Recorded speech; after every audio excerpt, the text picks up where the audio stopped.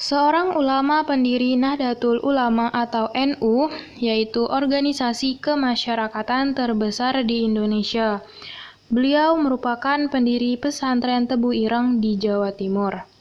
Beliau juga dikenal tokoh pendidikan pembaharu pesantren. Selain mengajarkan agama dalam pesantren, ia juga mengajar para santri membaca buku-buku pengetahuan umum, berorganisasi, dan berpidato.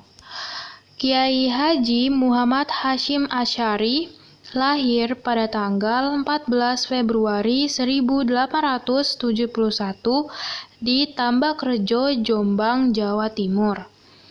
Ayahnya bernama Kiai Asy'ari, pemimpin pesantren keras yang berada di sebelah selatan Jombang. Ibunya bernama Halimah. Di umur 15 tahun, beliau belajar ke pondok-pondok pesantren yang masyhur di Tanah Jawa, khususnya Jawa Timur.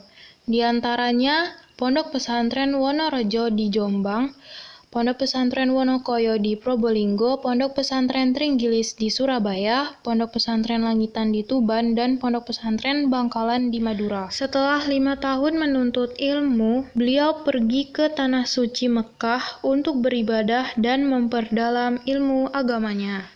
Kiai Haji Muhammad Hasyim Asy'ari mendirikan Pondok Pesantren Tebu Ireng. Pondok Pesantren Tebu Ireng didirikan di Dusun Tebu Ireng yang mana tempat tersebut merupakan sarang kemaksiatan dan kekacauan. Pondok pesantren ini dibangun pada tanggal 26 Rabiul Awal 1317 Hijriah atau 1899 Masehi. Didirikannya Pondok Pesantren Tebu Ireng bersama rekan-rekan seperjuangannya.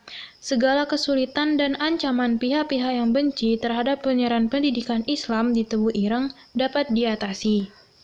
Kiai Haji Muhammad Hasyim Asy'ari juga mendirikan Nahdlatul Ulama. Pada tanggal 16 Syaban 1344 Hijriah atau 31 Januari 1926 Masehi, di Jombang, Jawa Timur didirikanlah Jamiah Nahdlatul Ulama atau Kebangkitan Ulama.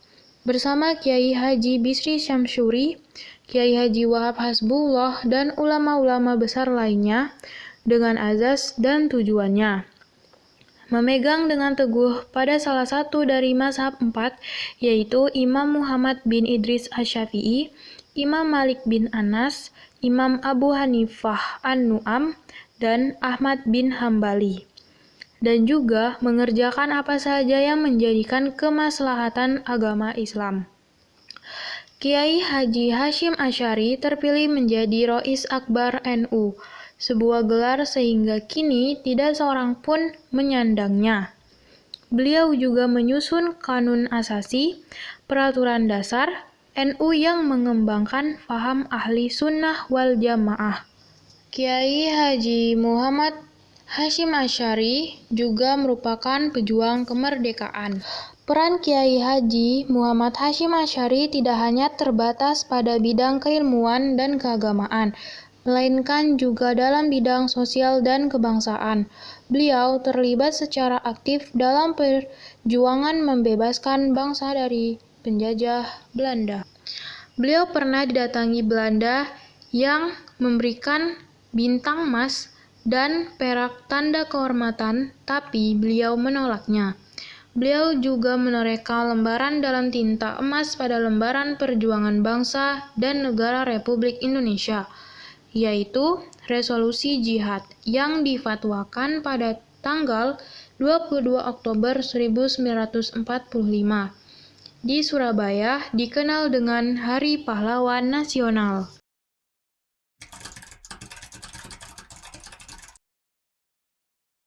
Hampir bersamaan dengan berdirinya Pondok Pesantren Tebu Ireng, Kiai Haji Muhammad Hasyim Asy'ari menikah lagi dengan Nyai Nafikoh, putri Kiai Ilyas, pengasuh Pondok Pesantren Sewulan Madiun.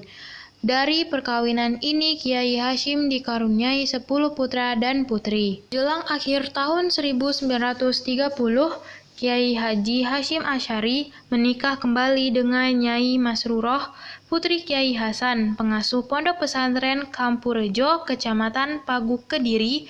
Dari pernikahan tersebut, beliau dikaruniai 4 orang putra dan putri.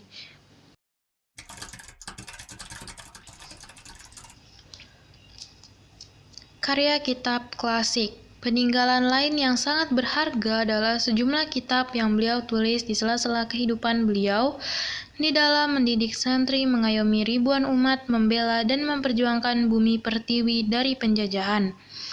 Ini merupakan bukti real dari sikap dan perilakunya. Pemikirannya dapat dilacak dalam beberapa karyanya yang rata-rata berbahasa Arab. Berikut merupakan kitab yang beliau tulis. Di antaranya sebagai berikut. Yang pertama, kajian kewajiban beriman, mentaati, mentauladani, berlaku ikhlas, mencintai Nabi Shallallahu Alaihi Wasallam sekaligus sejarah hidupnya. Yang kedua, kajian mengenai Maulid Nabi dalam kaitannya dengan amar ma'ruf nahi mungkar. Yang ketiga, kajian mengenai pandangan terhadap bid'ah, konsisi salah satu mazhab dan pecahnya umat menjadi 73 golongan. Keempat, kajian tentang wali dan thariqah yang terangkum dalam 19 permasalahan. Yang kelima, kajian tentang pentingnya jalinan silaturahmi antar sesama manusia. Yang keenam, pandangan tentang etika belajar dan mengajar di dalam pendidikan pesantren pada khususnya. Ketujuh, kajian hukum-hukum nikah, syarat rukun, dan hak-hak dalam perkawinan. Kedelapan, kitab yang berisikan polemik beliau dengan Syekh Abdullah bin Yasir Pasuruan.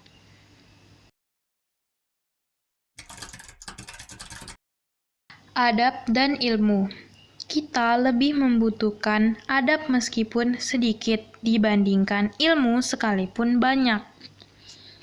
Buku dan ilmu. Berusahalah membeli buku, jika tidak memungkinkan menyewa atau meminjamlah,